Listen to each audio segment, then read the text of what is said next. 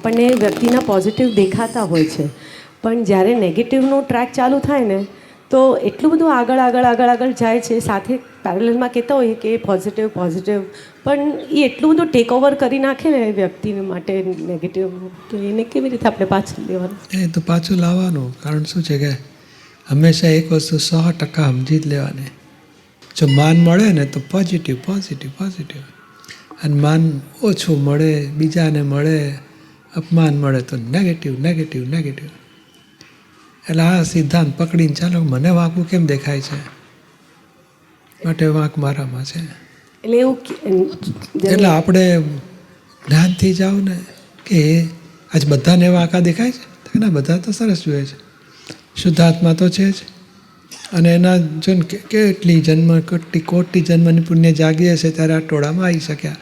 માટે બીજું પોઝિટિવ તો ખરું જ ને. એટલે આ બધું જ બતાવ્યા છતાં પણ જે નેગેટિવ અમુક એક પકડી લીધું હોય ને, અને પછી કોઈ વ્યક્તિ આવીને કે જો આનું આ છે, તો આમ મજા પડી જાય. આપણે એમ સમજવાનું કે ના, દરેકમાં પોઝિટિવ હોય ને નેગેટિવ હોય.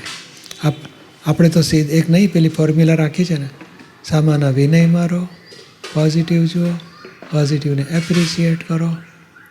પછી બીજા બે વાક્ય હતા ને, શું હતું?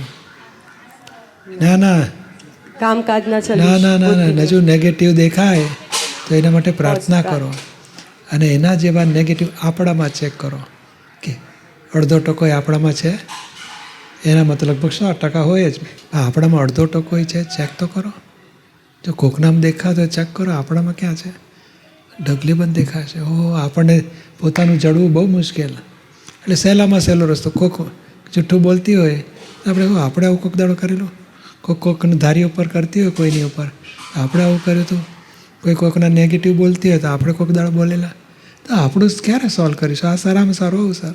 એટલે આ બધું અપ્લાય કરીએ અને ત્યારે થાય, પણ પછી અંદર આમ થાય કે મારામાં એવું નથી, એમ ઘણી વખત એવું લાગે. એટલે આપણે તપાસ કરો. આજે ના જડતો કોક દાડો જડશે. નોટેડ ઇટ કન્ટેન્સ કે આવું પણ હોય પ્રકૃતિમાં. હા, પણ આપણે જેનાથી શીખીને આગળ વધતા હોય એનું જ આપણે નેગેટિવ જોઈએ તો પછી કેવી રીતે આપણે ઓછી થઈ જાય આપણી. એટલે ધીમે ધીમે આપણે, દાદા કે ને અમારું મન આખી જિંદગી કોઈ માટે નેગેટિવ થયું જ નથી. પેલો ગાળો બોલતો હોય એવું તો દુઃખ આપતા નથી કોઈ. બોલતો હોય ને તો દાદા કે અમે પોઝિટિવ શું લઈએ? લાકડીથી મારે એની કરતાં ઘણું ઓછું છે કે. લાકડીથી મારતો હોય તો ભાઈ છરીથી મારે એની કરતાં લાકડીથી ઘણું ઓછું છે. ના, એવું તો કોઈ જ નથી. લાકડીથી મારે, છરીથી મારે તો વાગ્યું ને હાથ કપાઈ નથી ગયો, બહુ ઓછું છે. કેવું સમાધાન મેળવી શકે ને. આપણે તો કંઈ લાકડીથી મારતો નથી, છરીથી મારતો નથી. અરે એક આંગળી કાપી નાખે 19 તો સલામત છે. કેટલાકના હાથ પંજો કપાઈ જાય તો કેટલું ખરાબ. એની કરતાં મારે એક જ આંગળી કપાય ને. એ આખી 1000 વખત પોઝિટિવ લાવતા છેડે બધું કપાઈ જાય. હું તો છું ને, હું તો કાયમનો છું. હું આ આત્માનું મોક્ષનું કરી લઈશ કામ. ઘરમાં ચિતરેલા હશે તે જ પૂરા થયા ને.